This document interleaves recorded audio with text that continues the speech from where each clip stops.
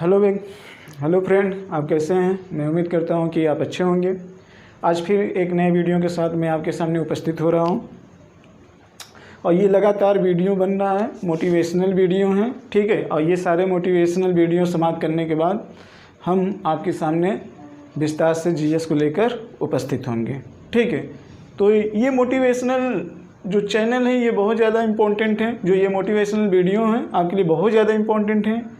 इसलिए इम्पोर्टेंट है क्योंकि अगर आप ये सारे मोटिवेशनल वीडियो अगर आप सुन लेते हो तो आपको एक तरीके से 2-3 तरीके से फ़ायदा है। एक तो पहली बात, आपको मोटिवेट करने में काफ़ी ज़्यादा मदद करेगा। दूसरी चीज़, वो सारे अनुभव के बारे में आपको पता चल जाएगा जो आने वाले समय में आप उसका सामना करने वाले हो ज़्यादातर, ठीक है।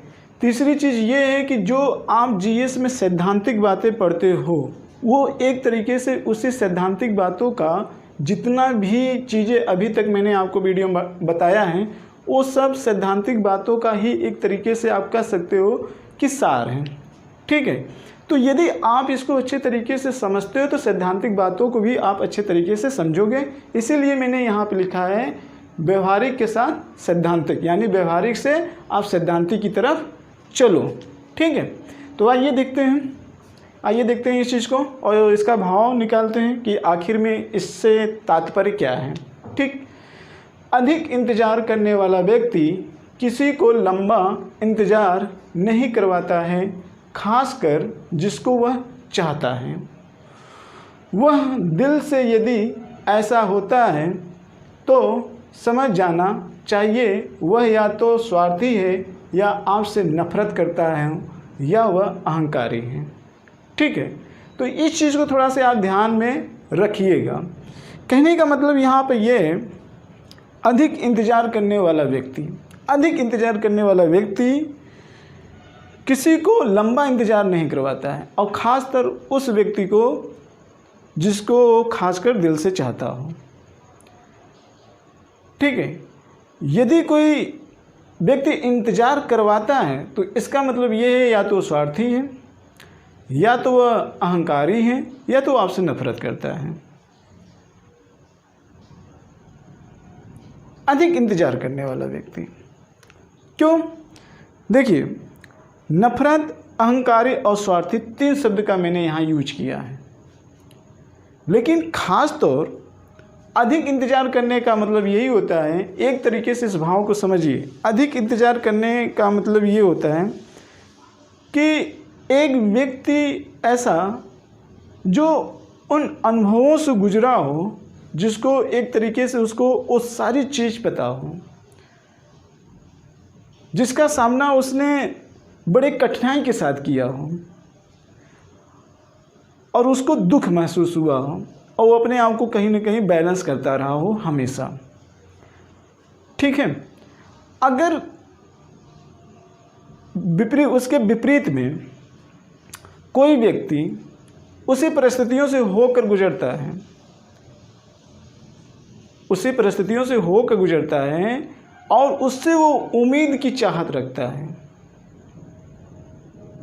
जो पहले कठिनाइयों से होकर गुजर चुका है, तो वो तत्काल उसकी मदद करेगा, बहुत ज़्यादा विलंब नहीं करेगा। क्यों? क्योंकि वो जानता है कि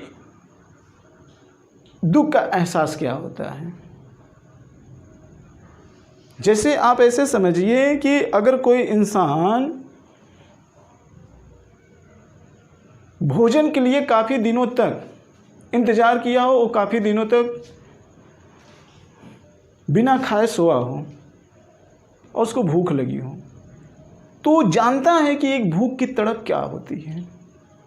अगर ऐसे व्यक्ति के सामने कोई ऐसा व्यक्ति आ जाए या दिख जाए जो 2 या 4 दिन से खाना नहीं खाया हो, तो मुझे ऐसा लगता है कि वो व्यक्ति जो इन परिस्थितियों से होकर गुजरा है वो तत्काल उसकी मदद करेगा। क्यों? क्योंकि वो उस चीज़ की अनुभूति कर चुका है,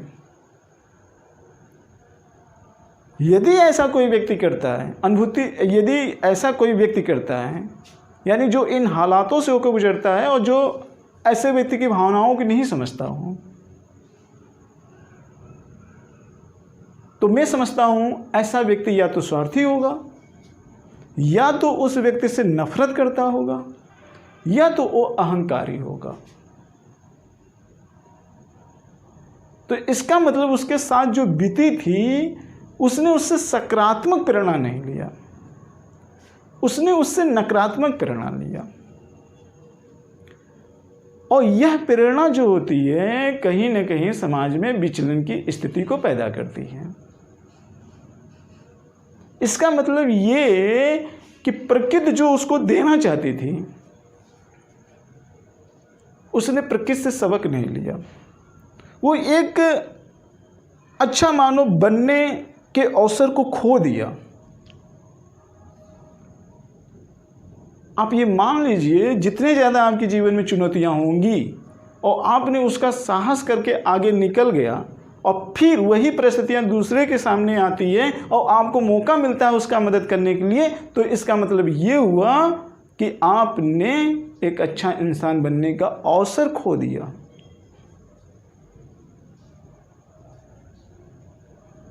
तो ऐसे व्यक्ति को हम बहुत अच्छा नहीं समझते हैं। लेकिन कुछ व्यक्ति ऐसे होते हैं जो अपने हालातों को समझते हुए दूसरे की भावनाओं को समझते हैं और उनकी मदद करने के लिए तत्पर होते हैं, जो मदद के लायक होते हैं। तो इससे समाज में खुशहाली, समृद्धि एवं शांति व्यवस्था आती है। तो मैं उम्मीद करता हूँ कि आप इसको अच्छी तरीके से समझ गए होंगे। यदि इस वीडियो से आपको कुछ और देना चाहिए तो आप बेशक दे सकते हैं। अगर इससे कुछ और आप भाव निकालना चाहते हो तो कमेंट कर सकते हैं, आप कमेंट कर सकते हैं। तो मित्रों, इसी वीडियो के साथ इस वीडियो का मैं समापन कर रहा हूँ। फिर नेक्स्ट वीडियो के साथ आपके सामने मैं फिर उपस्थित होऊंगा एक नए कोटेशन के साथ, एक नए मोटिवेशनल के साथ। जय भारत, जय हिंद।